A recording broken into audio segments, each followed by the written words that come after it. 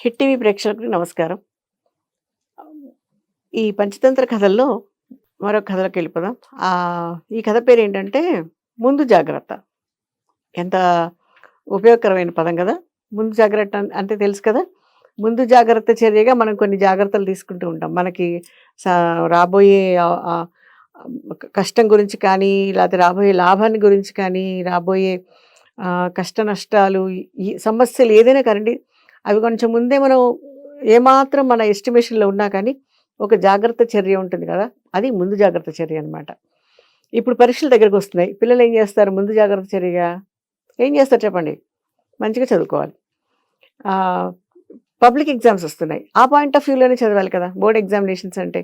అంతే తప్ప ఎగ్జామినేషన్ ముందు రోజు కూర్చొని రాత్రి 1 వరకు చదివాను. రాత్రి 2 ఒక వారం రోజుల ముందు నా తెల్లవారుజాము వరకు చదువుకున్నాము అంటే ఉపయోగం ఉండదు. ఇది ముందు జాగ్రత్త చర్య ఉండదు. కాదది. అసలు ఎటువంటి పరిస్థితిలో కాదు. సో, ఇక్కడ ముందు జాగ్రత్త చర్య అనే దీంట్లో ఎంత సింపుల్‌గా, చక్కగా 3 చేపలు మనకి ఒక మంచి మెసేజ్ అని ఇచ్చాయి మనకి. అవేంటో చూద్దాం. అనగనగా ఒక ఊళ్ళో ఒక చెరువు. ఆ చెరువులో 3 చేపలున్నాయి.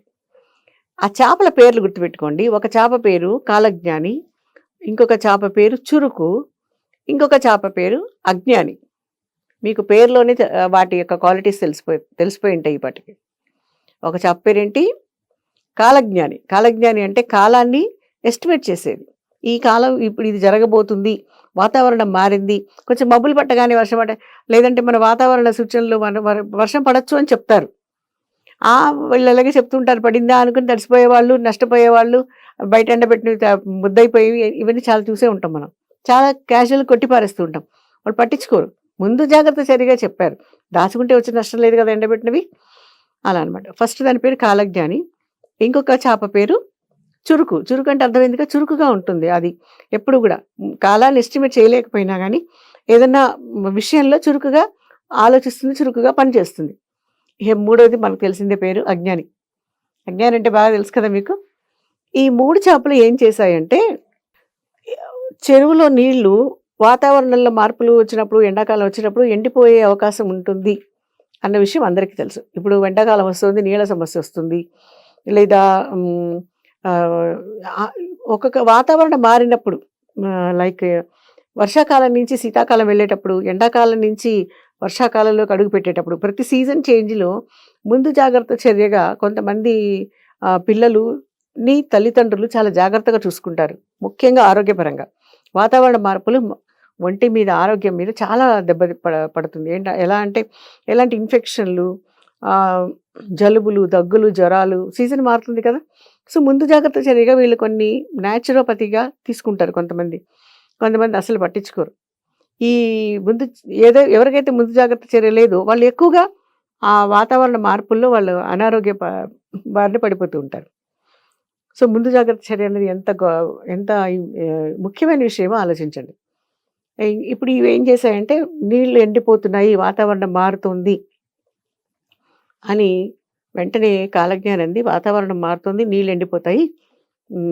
ఇక్కడి నుంచి వెళ్ళిపోదాము అని. అని వెళ్ళిపోతున్నా నేను, వచ్చేస్తారా అని అడిగింది. అడిగితే, ఆహా! మేము రాము అనేసి అవి పెద్దగా పట్టించుకోలేదు. చురుకు అంది, ఎండిపోయే ముందు చూసుకుందాంలే అంది. అజ్ఞాని అంది, ఊరికనే ఎండినప్పుడు చూద్దాంలే అన్నట్టుగా అది ఊరుకుంది. సరే, కాలజ్ఞాని ముందే ఊహించింది కాబట్టి మంచిగా నీళ్లున్నప్పుడే ఆ చెరువులు కనెక్టెడ్‌గా ఉంటాయి కదా కాలువల్లోంచి, చక్కగా ఒక పెద్ద దీంట్లోకి వెళ్ళిపోయింది. సో, కాలజ్ఞాని అబ్సల్యూట్‌లీ సేఫ్. ఒక మంచి ప్రదేశానికి వెళ్ళిపోయింది. నీళ్లు ఎండే అవకాశమే లేని ఒక ప్రదేశానికి వెళ్ళిపోయింది. సేఫ్‌గా ఉంది, హ్యాపీగా ఉంది. నీళ్ళు ఎండిపోతున్నాయి. నీళ్ళ లెవెల్ తగ్గిపోతుంది. చెరువులో నీళ్ళు ఎండుతాయి కదా! నీళ్ళ లెవెల్ తగ్గిపోయినప్పుడు ఏమవుతుంది? సహజంగా జాలర్లు చేపలు పట్టుకోవడానికి వచ్చేస్తారు చెరువుల్లోకి. సో, చేపలు పట్టుకోవడానికి జాలర్లు వచ్చినప్పుడు ఇరుక్కుపోయింది చురుకు. ఇరుక్కుపోయి ఏమైంది? వలలో చిక్కుకుంది. వలలో ఇప్పుడు అపాయంలో పడిపోయింది. ముందు ఇది ముందు చెప్పింది కాలజ్ఞాని. ఒక హితవు చెప్పింది కదా! ఒక హితవు చెప్పింది. ఏంటి? నీళ్ళు ఎండిపోతాయి, వెళ్ళిపోదామని చెప్పింది. ఇది వెళ్ళలేదు. ఇక్కడ చురుకేం చేసింది? వలలో చిక్కుకుపోయింది. అయ్యో! వలలో చిక్కుకుపోయాను, ఇప్పుడు ఏం చేయాలా అని ఆలోచించింది. ఎందుకంటే చురుకు కదా! కొంచెం చురుకుగా ఆలోచించిందనమాట. ఆలోచించి ఏం చేసిందంటే, చా ఈ జాలర్లు కూడా ఏంటి అంటే కొంచెం భరోసాగా పక్కన పెట్టుకొని ఒక్కొక్క చేపని తీసి బుట్టలో వేసుకుంటారు. బుట్టలో వేసుకున్నప్పుడు ఇదేమైంది, జారి పడిపోతాయి కదా చేపలు పట్టుకునేటప్పుడు. కింద పడిపోయి అది కాస్త చచ్చిపోయినట్టు నటించింది. చురుకుది కదా! కొంచెం చురుగ్గా ఆలోచించిందనమాట. కింద పడిపోయి చచ్చిపోయినట్టు నటించేసరికి వాళ్ళు అక్కడే ఉంటుందిలే అనుకున్నారు. నటించి ఏం చేసింది, వెంటనే నీళ్ళలోకి పారిపోయింది. కొంచెం చురుకుగా, అలర్ట్‌గా ఉందనమాట. తెలుసు కదా మీకు, కొంతమంది పిల్లలు చురుకుతనం వల్ల షైన్ అయిపోతూ ఉంటారు. కొంతమంది ముందు జాగ్రత్తతో షైన్ అవుతూ ఉంటారు. ఈ అజ్ఞానం ఏమైంది, అందులో ఇరుక్కుపోయింది. ఆ చేపని కాస్త వాళ్ళు పట్టుకుపోయారు. ఇప్పుడు ఈ దేని గురించి ముందు జాగ్రత్త చర్య తీసుకోవాలి మనం? ఇక్కడ 3 ఒకటి, ముందు జాగ్రత్తలు తీసుకోవాలి కంపల్సరీ. ప్రతి విషయానికి ముందు ఆలోచించాలి. ఇది ఎలా చేయాలి? ఏం చేయాలి? ఎలా చేస్తే, ఏం చేస్తే మనం సేఫ్‌గా, సక్సెస్‌ఫుల్‌గా ఉంటాము అన్నది ఒకటి ఆలోచించాలి. రెండోది, అనుకోకుండా ఎక్కడన్నా చిక్కుకుపోయామనుకోండి, ఇక్కడ ఒక అపాయంలో ఉపాయం. ఇక్కడ ఇంకొక మెసేజ్ ఏమిచ్చాయంటే, ఈ చురుకు అనే చేప ఏం చేసిందంటే, వలలో చిక్కుకున్న చేప కూడా ఎంత తెలివిగా తప్పించుకుంది. అంత అపాయంలో కూడా ఒక ఉపాయం ఆలోచించింది. టెన్షన్ పడలా. అస్సలు టెన్షన్ పడలేదు. అయ్యబాబోయ్! పట్టుకుపోయాను.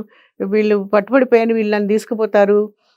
కోసి కూర వండుకుంటారా? పులుసు పెడతారని ఏం భయపడలేదు. మనం ఎలాగోలా తప్పించుకుందామని ఆలోచించింది. ఎలా తప్పించుకోవాలో ఆలోచించింది. సో, కింద పడిపోయి చచ్చిపోయినట్టు నటించింది.